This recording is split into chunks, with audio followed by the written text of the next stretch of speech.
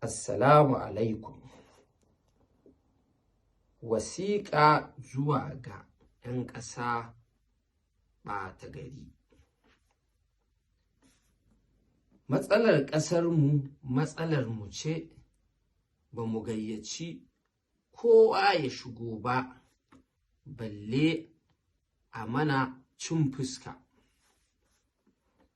Ni kaina ban yarda a raina min tsoho ba akan wata aba Twitter ko na gaba da gaban Twitter.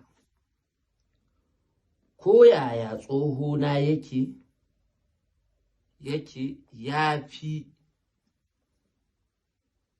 a bashi girma, shi ne an ga darajata. Kamar yadda kowane ɗa yake so a ce ga ubansa in dai nagari ne, haka kowane ɗan ƙasa ke so a ce ga shugabansa kuma ya kare shugaban in dai nagari ne. Najeriya muka sani, ita za mu kare. Mutuncinmu, mutuncin ƙasarmu. Gwamnatinmu ta ce mu bar Twitter,